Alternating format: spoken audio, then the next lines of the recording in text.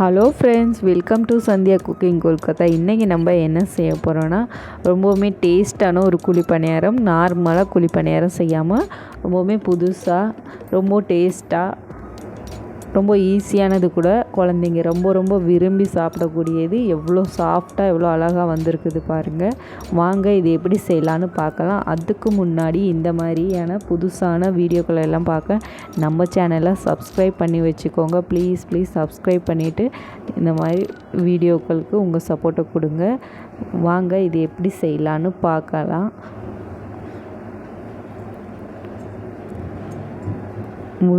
முழுசாக பார்த்திங்கன்னா குழி பணியாரம் அவ்வளோ டேஸ்ட்டாக இருக்கும்.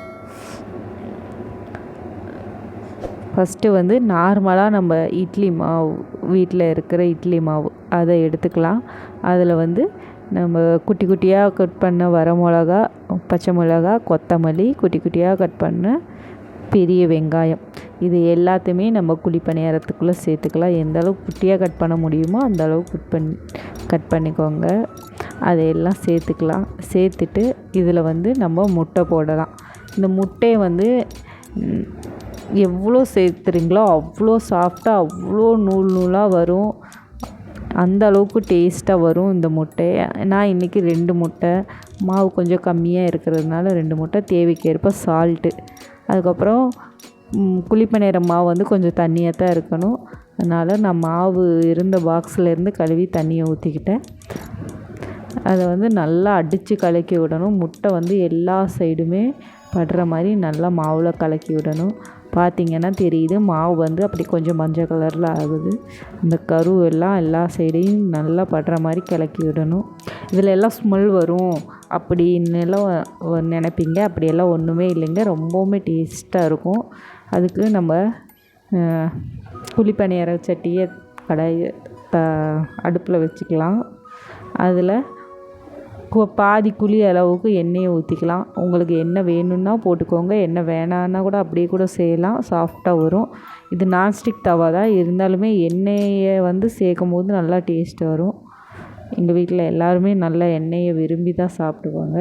உங்களுக்கு தேவைக்கேற்ப கம்மியாக போட்டுக்கோங்க. எல்லா குழியும் மாவு போட்டுட்டு மேலேயும் எண்ணெயை தூவிக்கிட்டேன். அதுக்கப்புறம் நல்லா ஒரு சைடு வெந்ததும் இன்னொரு சைடை நம்ம திருப்பி விட்டுக்கலாம். இப்படி எல்லா சைடும் பெரட்டி விட்டுட்டு இது மேலேயும் லேசாக நம்ம எண்ணெயை தெளித்து விட்டுக்கலாம். அவ்வளோதான், நம்ம குழி பணியாரம் செம்மையாக ரெடி ஆகிடுச்சு. 2 சைடுமே நல்லா வெந்துருச்சு. இதை எடுத்து ஒரு பிளேட்டுக்கு மாற்றிக்கலாம். இதே மாதிரி நம்ம மீதம் இருக்கிற கொஞ்சத்துக்கையும் அப்படியே போட்டுக்கலாம். போட்டு மாவை எல்லாத்தையும் போட்டு விட்டுடலாம். எல்லா குழியிலையும் அப்படியே அரை ஸ்பூன் நெய்யை கூட ஊற்றலாம். நெய் ஊற்றுனீங்கன்னா அவ்வளோ டேஸ்ட்டாக இருக்கும். ஸ்மெல் வேறு லெவலில் இருக்கும்.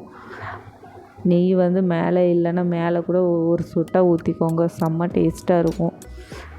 நெய் ரொம்பவுமே நல்லது உடம்புக்கு, குழந்தைங்களுக்கு ரொம்ப நல்லது வயிறுக்கு. நெய் இருந்தால் நெய்யை கூட ஊற்றித்தாங்க. இந்த மாதிரி 2 அடைச்சல் நான் செஞ்சுக்கிட்டேன்.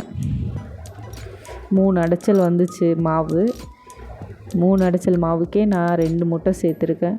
நீங்கள் இன்னும் வேணும்னா கூட நிறைய முட்டை சேர்த்துக்கோங்க.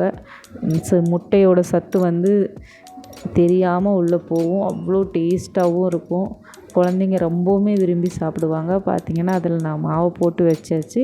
இந்த பக்கம் பார்த்திங்கன்னா நம்ம குழி பணியாரத்தை செஞ்சு எடுத்து வந்தாச்சு. பாருங்கள், பார்த்திங்கனாலே தெரியும் எவ்வளோ சாஃப்டாக, எவ்வளோ அழகாக முட்டை இருக்குதா அப்படின்னு எதுவுமே தெரியாத அளவுக்கு இருக்கும். ஆனால் டேஸ்ட்டு இதில் முட்டையோட டேஸ்ட்டா அப்படின்னு தெரியாத அளவுக்கு, அந்தளவுக்கு டேஸ்ட்டு ரொம்பவுமே டிஃப்ரெண்ட்டாக இருக்கும். கன்ஃபார்ம் இந்த மாதிரி ஒரு டைம் ட்ரை பண்ணுங்கள். இந்த மாதிரிங்க 3 அடிச்சல்லாம் சுட்டு எடுத்து வச்சாச்சு. ரொம்பவுமே சூடாக இருக்குது குழி பணியாரம். எப்படி வந்திருக்குன்னு பாருங்கள். ரொம்ப சாஃப்டாக, ஒரே வாயில் ஒரு குழி பணியாரம் போகும். 10 பணியாரம் சாப்பிட்றவங்க கூட இந்த மாதிரி குழி பணியாரம் செய்யும்போது முட்டை சேர்த்து 1 அடைச்சல் 2 அடைச்சல் குழி பணியாரம்லாம் சாதாரணமாக சாப்பிடுவாங்க. இது வந்து இத்தனை பணியாரத்தையும் நாங்கள் 2 பேர் தான் சாப்பிட்டோம். ஆனால் அவ்வளோ டேஸ்ட்டாக இருக்கும். இது வந்து எந்த சட்னி கிட்னி எதுவுமே தேவையில்லை, அப்படியே சாப்பிடலாம். அவ்வளோ டேஸ்ட்டாக இருக்கும். கன்ஃபார்ம் வீட்டில் ட்ரை பண்ணுங்கள். ட்ரை பண்ணிவிட்டு எப்படி இருக்குன்னு கமெண்ட் பண்ணுங்கள். கன்ஃபார்ம் உங்களுக்கு பிடிக்கும். மறக்காமல் நம்ம சேனலை சப்ஸ்கிரைப்